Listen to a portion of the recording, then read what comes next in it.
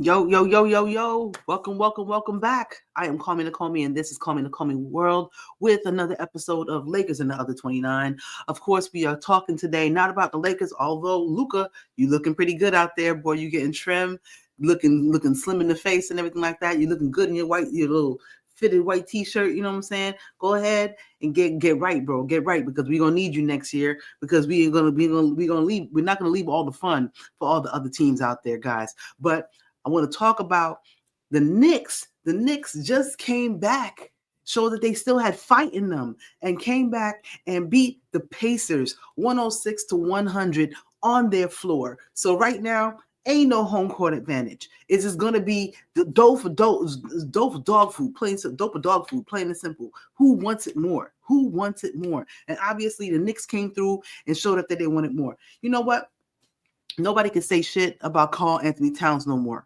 You need to hold your lips about Karl Anthony Towns. My man had a limp. He was playing. He was the one who basically sparked it to bring the Knicks back in the fourth quarter. I mean, he was just playing outside of his mind, realizing that legends are made during these times. Your legacy are made during these times in the playoffs, plain and simple. So he's not going to go out like a sucker and let the city down. He wasn't going to let us just get swept. And I appreciate New York, them not letting New York get swept, because but by anybody, the Pacers. Oh my goodness. Halliburton, I don't want y'all to win, but right now you're looking like a sucker right now with that whole choke move, son. You didn't even win the game. You even said that, oh, I can't even use that no more. You shouldn't have used it in the first place, you dummy. Doing the whole choke thing, son. You didn't even win the game, much less you didn't even win the whole series. It was the first game, and you pulled that out your pocket. You weak sauce for that. You real weak sauce. Now I understand the whole overrated shit. Basically, you just a sucker. That's basically what you know comes down to. Overrated or not, you sucker. Plain and simple. But the Knicks did the damn thing. They was down by 20. They was down by 20 in the game, man. I'm telling you right now. I was watching since the first quarter. Peeked in every once in a while. You know, we was entertaining to people at the house, but I couldn't exactly watch until the end, until close to the third quarter. So, but I was watching it. And I was like, oh man, it's not looking good for the Knicks right now. And they was, maybe there's a little bit of validity where people were saying that basically, Brunson needs to hold the ball less. The ball, the offense does get a little stagnant. It's very, very, ISO basketball, but at the same time, it's a good thing that you have other people. It's one thing to do ISO and you're the only person who could create for themselves. It's another thing to basically do ISO when you have another ISO player who could create for himself, a la Karl Anthony Towns. As a big man, they could create for himself. That is a big thing to definitely have. There's not too many of them who could just go ahead and get their own shot whenever they want it. He could do it from the outside. He could do it from the inside. And he did the damn thing. And when I say that he was basically, I saw him like with a donut in the beginning of the game. I was just, in the beginning of the first quarter, I was like, damn, bro, come on. We can't go out like this. And I'm glad he didn't do that. So they end up with, Brunson ended up with 23 points. Two rebounds, 1 assist. So it was not a good game for Brunson to me personally. He ended up with a -6 on the game. He had 3 turnovers and 5 personal fouls, which basically he was in foul trouble all night. I mean, there was a time during the fourth quarter that he was on the bench for a minute, and I was like, dang, they really gonna do? But hey, they needed him during the last second, so they couldn't just have them foul him out. But obviously, he's been in foul trouble for many games. I mean, I know he's out there playing defense as best as he can at his small stature. So, but at the same time, I'm sure that they are hunting him out to try to get fouls on him, so that he's not able to be out there and give the offensive push and punch that the New York Knicks need to really go against the Pacers. Offense is out there. Basically, everybody on the Pacers is out there. It's all touching the ball. They're all putting buckets in. But the New York Knicks have more offensive punch in some specific players rather than the collective offensive punch. But Brunson, if they keep him in foul trouble, they're going to basically take a foot off of them. So he got to play smart. He was 10 of 10 for his free throws. I'll say that's a good thing. But he was only 1 of 5 for his threes. It was pestering him, I'm sure. So didn't really have a great game. But where the Knicks changed it up, they put Mitchell Robinson in the starting lineup. Hart, to me, I always said that Hart was definitely better as a player off the bench. I mean, it sounds like, yeah, he could be there and he gives great numbers, but at the same time, in certain matchups, Mitchell Robinson is a dude that comes in for defense anyway. So why not put him in for defense in the beginning? Have him and Karl-Anthony Towns try to overpower them, getting rebounds, and putting some points up in the paint, giving them a presence, so they're not just basically getting free reign straight to the basket from the beginning of the game. You know what I mean? So they basically did that. He played 29 minutes from the beginning. That's what's up. He was also 3 of 4 from the field, so he did his thing there and gave him 6 rebounds, 1 assist, 1 block, 1 steal. He did what he came to do, and only had 3 fouls. He did what he came to do. 6 points, but that's what's up. I'll give it to him. Anunoby, 16 points. Finally, actually decided to do some stuff. I mean, he was 0 of 2 from the free throw line, you know what I mean? But he was 6 of 4. He was 4 of 6 from the 3-point line. So I'll give him props. He came up with 3 blocks. He was everywhere. I'm telling you now, he was everywhere. He definitely made up for his passiveness during the last 2 games with this game. 3 blocks. 1 steal, 2 assists, 2 rebounds. Mikal Bridges also came through to give some points. You know what I mean? He gave presence, definitely. He only sacrificed two fouls basically, but he gave him 15 points with 2 steals, an assist, a rebound. But he was 1 of 6 from the 3-point line. So I'm gonna need him to give them more. They definitely need more come Tuesday. Because right now they're doing, I'm just like, since they start doing games back to back on the Western Conference final like that, I'm just like, damn. I'm just like, I know these players feel beat up and hurt and tired by now. It's killing me, yo.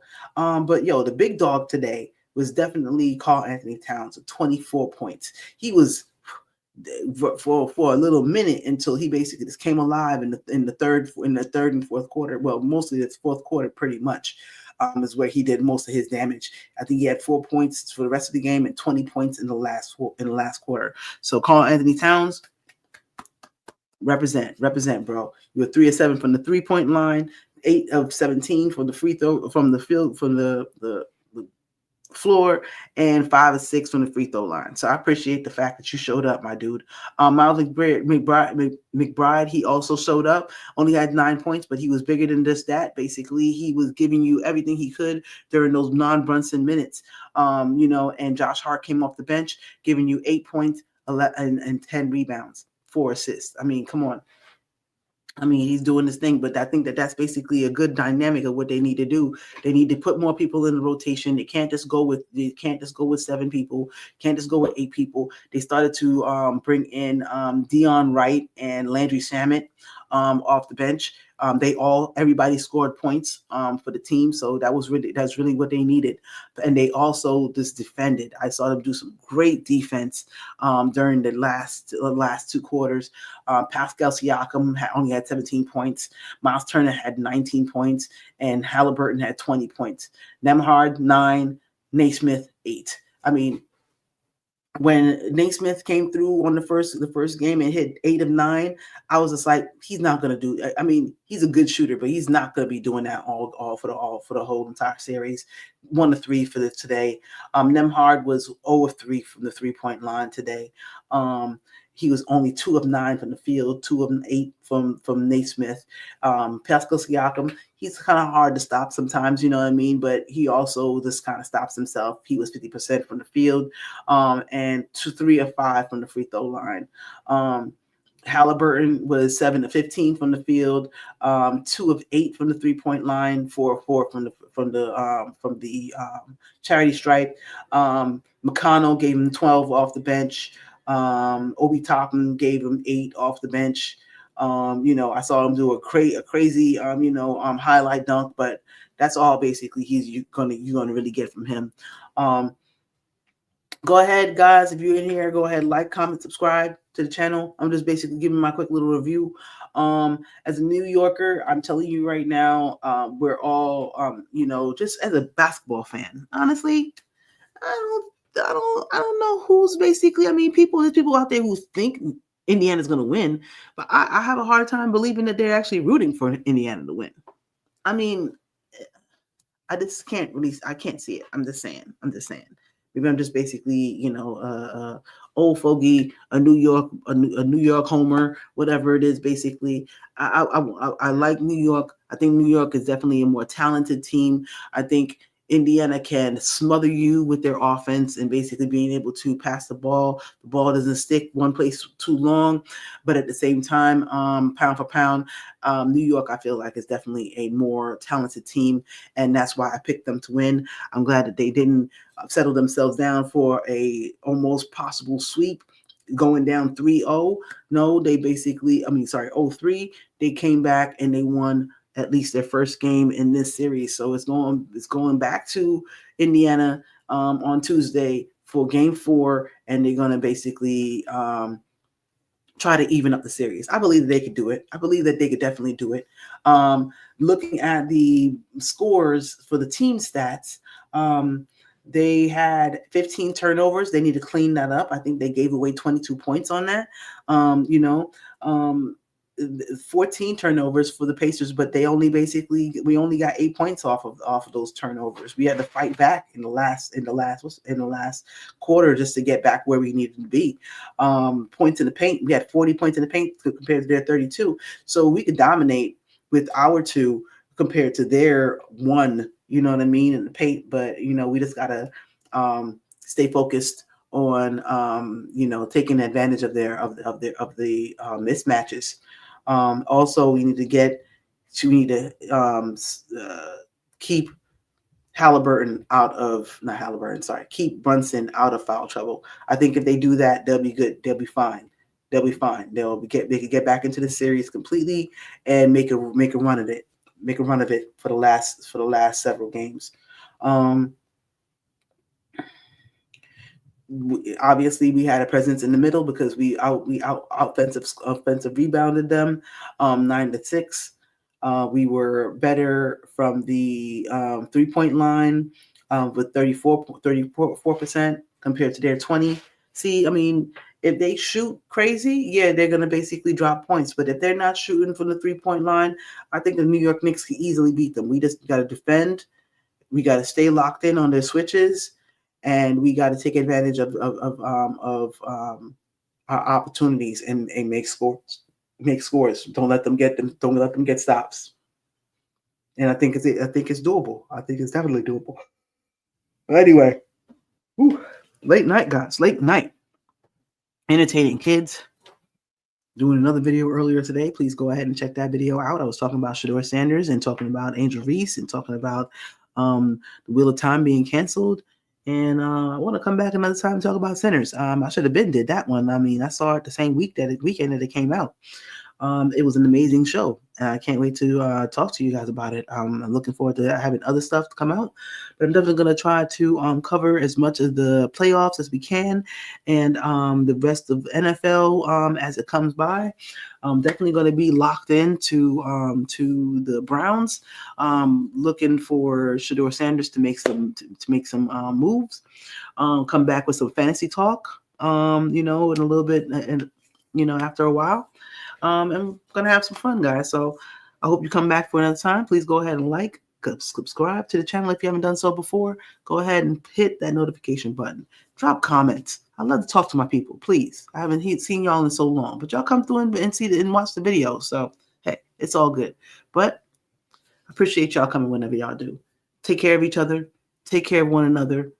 Take care of your health, mental and body, and spiritual. Plain and simple. Don't let nobody get inside of there. You got to hold yourself together. Hold it together because we need to hold each other together. Okay? So, till next time, deuces.